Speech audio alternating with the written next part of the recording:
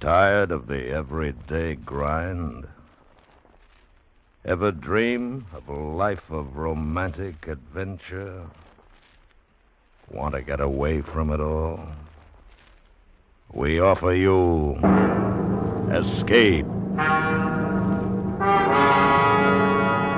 Escape, designed to free you from the four walls of today for a half hour of high adventure.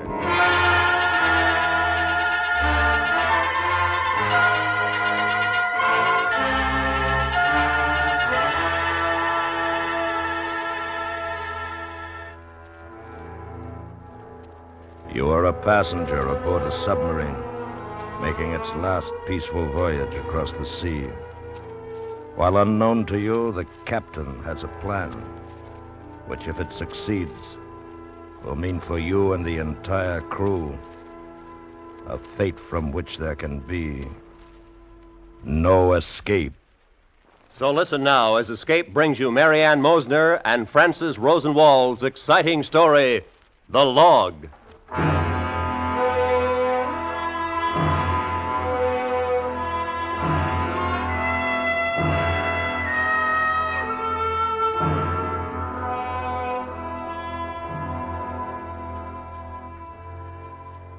When I was a cub reporter, my boss told me, be there.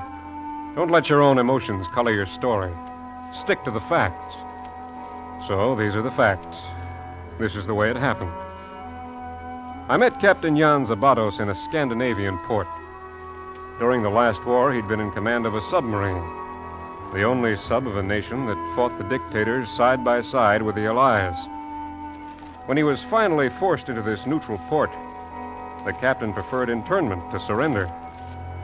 After that, his nation went out of the business of being a nation. He was left behind with his ship, unwanted by the Allies, and a burden to the government that had become his permanent host. To pay for the vessel's berth and maintenance, the authorities turned her into a tourist's exhibit, permitting her skipper to stay aboard as caretaker and tourist guide. We met during one of those guided tours. And so, ladies and gentlemen, this concludes the tour of the SS Seagull, a great ship with a peerless war record.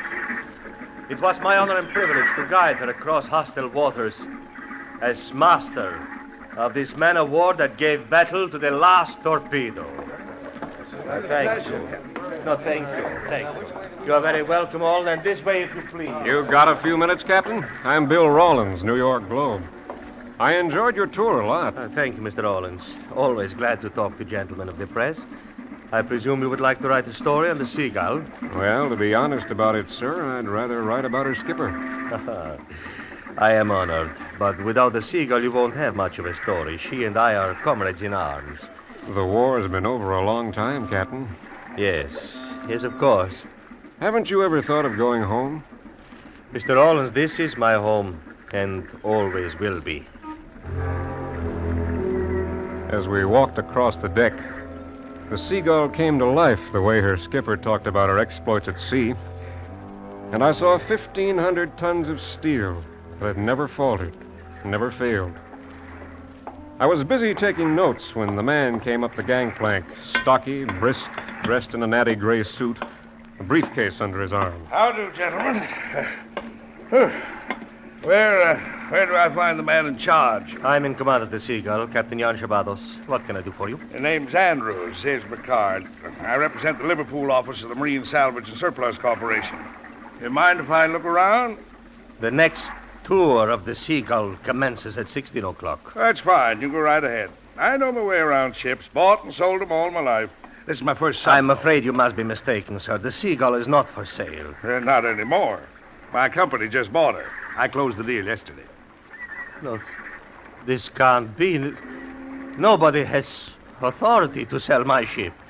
The government has, according to international law. This isn't your ship anymore, Captain. Do you realize what it costs this country to keep her docked here? I suppose I knew that this was going to happen. Excuse me, sir, what does your company plan to do with the Seagull? Scrap her. What else is she good for? Yes, of course. What else is she? You plan to break her up here? No, we'll have to tow her across to Liverpool. Mr. Andrews, the Seagull is perfectly capable to sail under her own power. All the way across the North Sea? No. It must be pretty rusty by now. My ship is in as good condition as she was 10 years ago when we put in this port. I know how you feel, Skipper, but if you don't mind, I'd rather play it safe. No, I don't think I made myself clear. Sir, this ship has had the finest maintenance that you find aboard any vessel. I have seen to that myself. Would you care to go below and look about, sir? Sure, why not? Then if you will follow me. Rust and corrosion, I understand. She was a beauty, all right. Her diesels reposing in gleaming silence. Her eye a Zeiss periscope set to scan the horizon. Her tubes ready for torpedoes. I felt a strange affinity toward this ship that to Andrews meant just so many tons of metal to be turned into X amount of dollars, while to her captain she was a whole world of tradition. A world now coming to an end. And still, I suppose you think that the Seagull should be dismantled and scrapped? Well, I'm afraid that's what we bought her for. Then may I respectfully make a last request on her behalf? I'll be happy to oblige if it's anything reasonable. Don't tow her away like a crippled ship. Let me guide her on this last journey. All we need is 1 week, a skeleton crew. My services are free. I don't know. All right. I'll tell you what, Skipper. I'll check with my company and get in touch with you. Well, that sounds like a good idea to me, Andrews. You'd be saving your company quite a bit of money. My firm's allergic to taking chances. You don't take chances with the Seagull. The cold logic of the dollar in the bank, not the captain's last request, persuaded the scrap middleman to take a well-calculated risk on the Seagull and her master. Mr. Andrews was to accompany the ship on her final journey. I requested and was granted permission to go along and cover the voyage for my paper.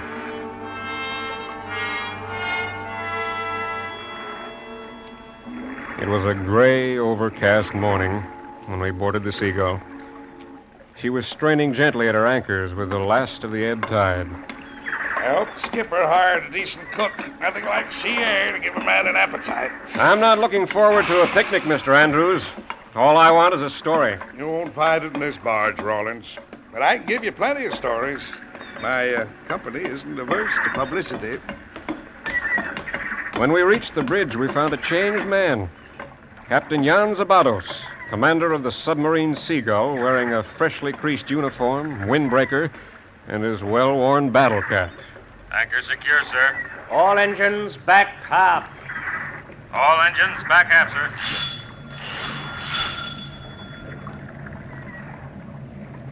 Course 005. 005, sir. Port engine back 2/3. Starboard engine ahead, standard. Port engine back 2/3. Starboard engine ahead, standard, sir. Stand by, all hands. Standing by, sir. Now. Well, gentlemen, we are off. A little chilly this morning, Skipper. Perfect weather. Makes you hungry anyway. What time do we Breakfast will be served in my quarters in 10 minutes, Mr. Andrews. eat? Come on down, Rawlins. Let's get some chow.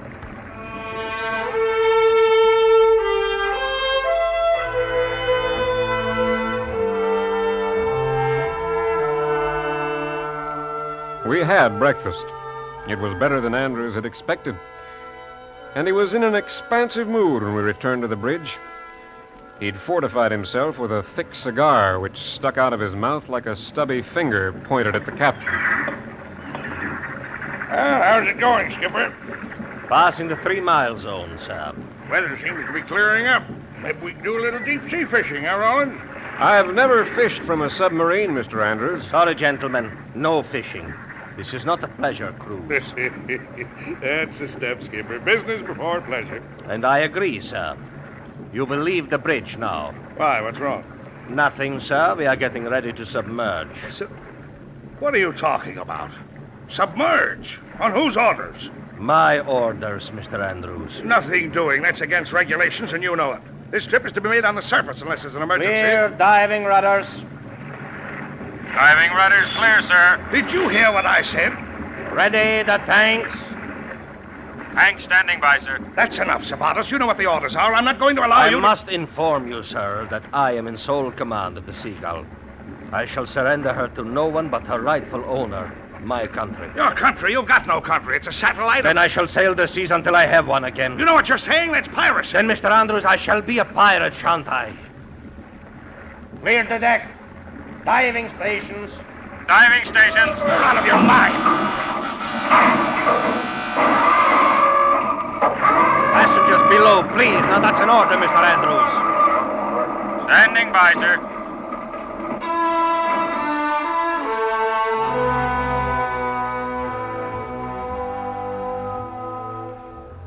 Well, I'd found my story. When we slipped beneath the surface of the North Sea, the captain let the men have rum and brandy to celebrate the Seagull's return to what he called active duty. He's crazy. He's gone stark raving crazy. The crew that madman picked himself. Well, we'll see about this. Hey, Bosun! Bosun! Come over here. Aye, sir. Know how to handle this ship? I know my job, sir. How'd you like a bonus? Say $1,000. I like it fine, sir. All right. Take over. Never mind the captain. I'll back you up. I'm sorry, sir. He's my captain. I'm in charge of this ship. He's under my orders. Yes, sir. I'm sorry, sir. I'm under his orders. That's how it went with the rest of the crew. They were all men without a country, handpicked by the captain, fanatically devoted to their master and the ship that was their world. In the meantime, I noticed some activity on the part of the captain and his radio operator. A constant flow of communications between the ship's wireless and her master's tiny cabin. Andrews and I went there. Come in. The captain was sitting on the bunk, poring over a chart-filled table. Mind if you and I have a little talk? I'm quite busy. 5 minutes, Mr. Andrews. Thank you. Don't you think this farce has gone far enough? You'll be running out of supplies, you know, and then what? The sea is abundant with stores of all kinds, Mr. Andrews. How do you mean? I shall requisition what I need. You can't be serious. Can't I? I have guns, fore and aft, shells to go with them. Give me time, I shall obtain torpedoes as well. You'll never get away with this. That remains to be seen. My wireless has picked up the Blenheim Castle, an English freighter. We will sight her by nightfall. You're going to stop her? Exactly, Mr. Andrews. There are a few supplies that we need. I am sure her captain will oblige before continuing on his way.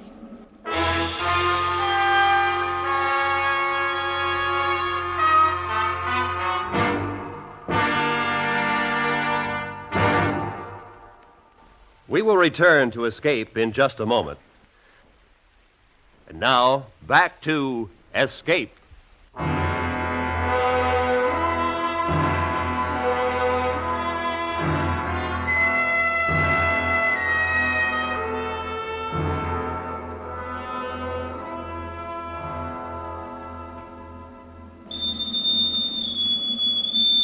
Approximately 8 hours later, the bosun's pipe shrilled as the Seagull rose stealthily to the ocean's surface.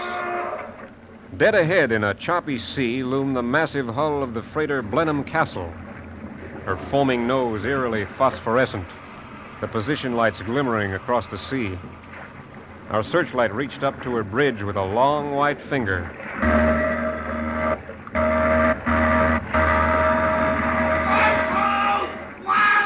We clearly made out the tanker's captain standing on his bridge in a splotch of white glare, bellowing through a megaphone. Hey! Ho, ho, ho, ho, ho! Heave to! Coming alongside! Who are you? Raider! Pass a line! Raider! I won't pass a cow's tail! Where's the war? It is starting now! That's a bloody lie! Heave away! Ready about, or you will be sunk! Why, you kettle-bottomed knock down hard freighter! I'll bust your catboat till you make water! Follow my orders, or I open fire! Why don't you mug up and cork off? I give you 3 minutes. I'll give you a kick in the belly! It was incredible. Here we were at peace, and Captain Zabatos had started his own private war. He had the guns, and the tanker's captain had only his ship. Before the Seagull's gun crew could get a bearing, the tanker lurched forward, picking up speed. Wheel hard over, bent on ramming us. Our guns started to fire, blasting away at the tanker. But it kept coming on. Closer, closer. The sharp bow cutting through the choppy sea. Dive! Dive! Dive! Dive! Dive!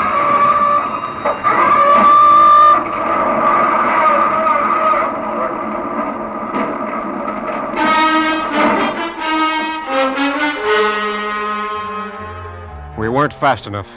There was a grinding lurch, and we knew the Seagull had been damaged in the collision with the freighter, but we couldn't tell how badly. The first realization of disaster came when we saw the captain, his hair damp with perspiration, eyes gleaming feverishly, and a face turned ashen gray. Nobody leaves his station without my orders. You gentlemen stay out of the way. I'm not going to take orders from you or anybody else. I represent the owners of this ship. You do? You heard me, Zabatos. Then tell your owner she has been rammed. I'll hold you responsible. As her commander, I accept sole responsibility for ship and crew, including you and Mr. Rollins. That's very noble, mister, but I'm a businessman. What's the extent of the damage? Conning tower smashed and the scope tube cracked. Oh, that's great. That's great.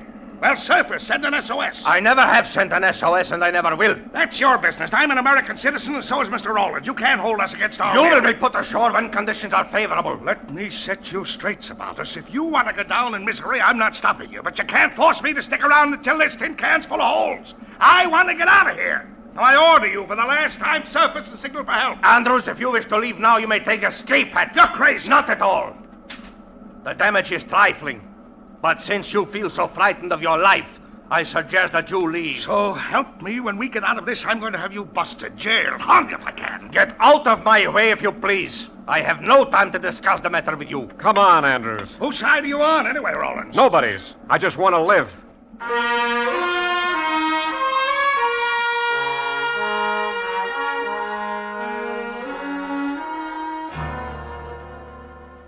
The hours passed slowly at the ocean bottom, the stillness echoing the attempts of the men working to repair the damage.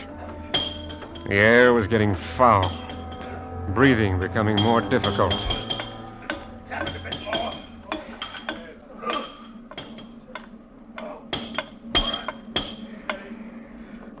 Storage battery's going, sir. Then dim the lights, bosun. Oxygen's running low. Ration it. I've got 2 men in sick bay already. All right.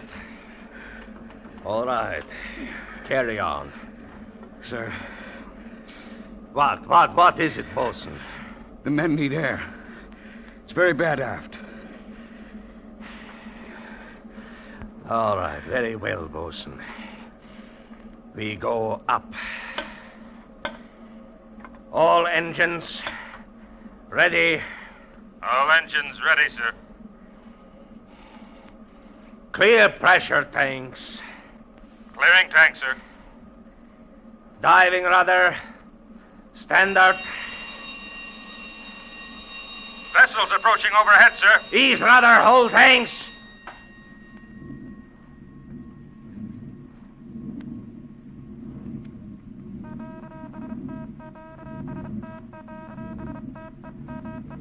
Surface vessel calling on out channel, sir. Don't answer.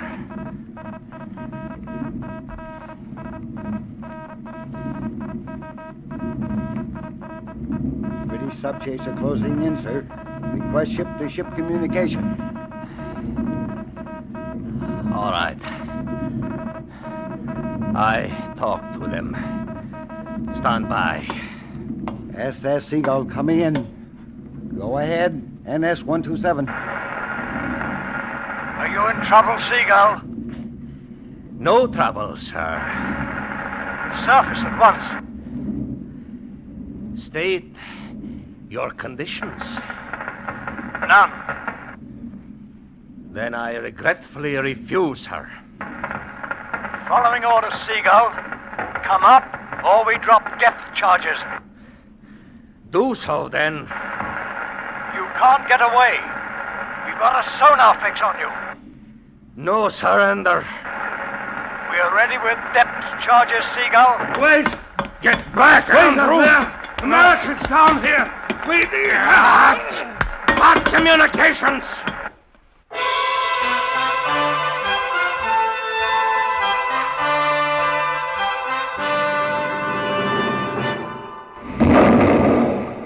The first depth charge was a warning, followed by another coming closer, and another still closer. The pressure was enormous. The ship rocked from bow to stern and started to take water. All engines, ahead, full! All engines ahead full, sir. Course, 02, standard. Course 02. Standard, sir. Don't try it, Captain. This is wrong. It can't help now. Stand out of my way, Mr. Rawlins. You're a naval officer, not a murderer.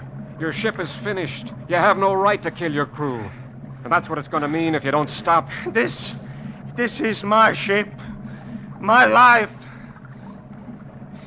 No, you don't understand. It's still murder. Standing by for your orders, sir. Well, what are you going to do? Oh. Surface. Surface! Surface. Stand by, surface. No response, sir. Tanks won't operate. All engines stop. All engines stop.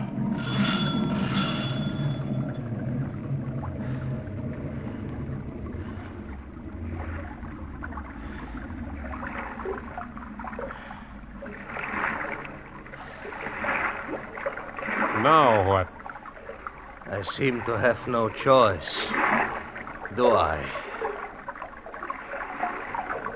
Stand by to abandon ship.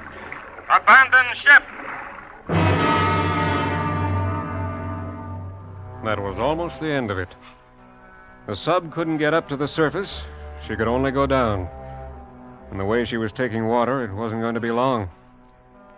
The men lined up outside the escape chamber, and one by one they shook hands with the captain as they moved by. You could see in his eyes what they meant to him, and in their low voices, their feelings for him.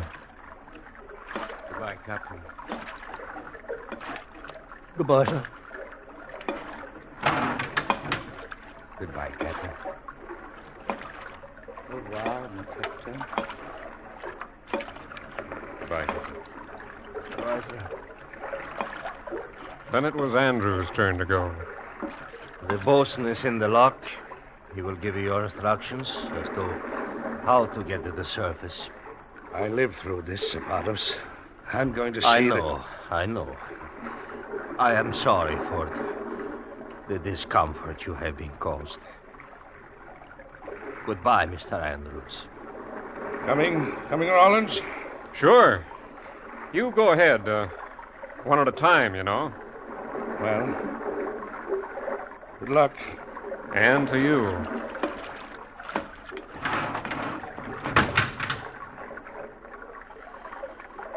Now, Mr. Rawlins, huh? I imagine you would have quite a story to write for your newspaper. Well, let's forget that. It's not important. What about you? Andrews isn't kidding, you know. Once you get up there... I wonder, would you do me one last service?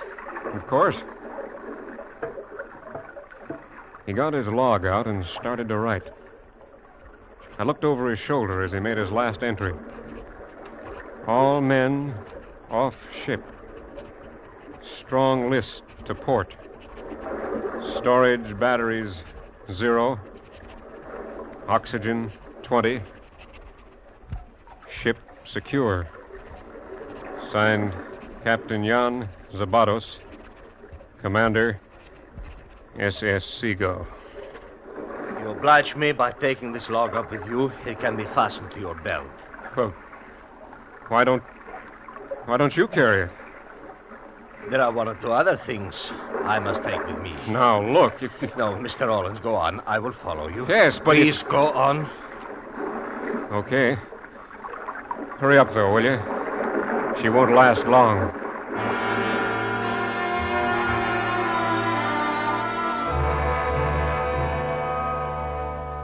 I got up to the surface. A boat from the sub-chaser picked me up 5 minutes later. Every man of the crew and Andrews was safe. After that, we cruised about for hours, waiting, hoping that Sabatos would appear. But he didn't. I should have known he'd stay with the Seagull. The skipper of the chaser understood what had happened a lot better after he'd read the log. I guess seamen have a feeling about such things. Well, that's the story. That's all there is to it.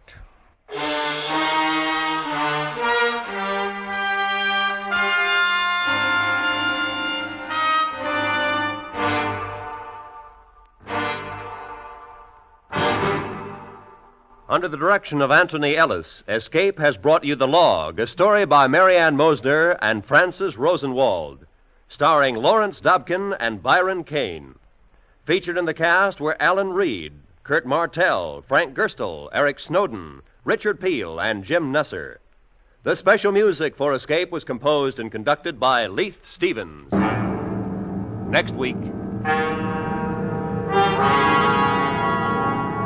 You are walking the streets of an Indian city, terrifying, sweltering streets, while the man you fear has already made his mark on you, a mark from which there can be no escape. So listen next week when Escape will bring you James Henderson's frightening story, The Untouchable.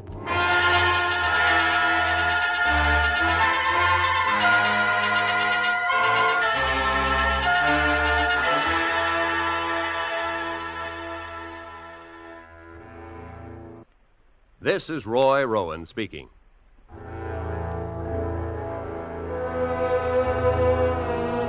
From the CBS Radio Network.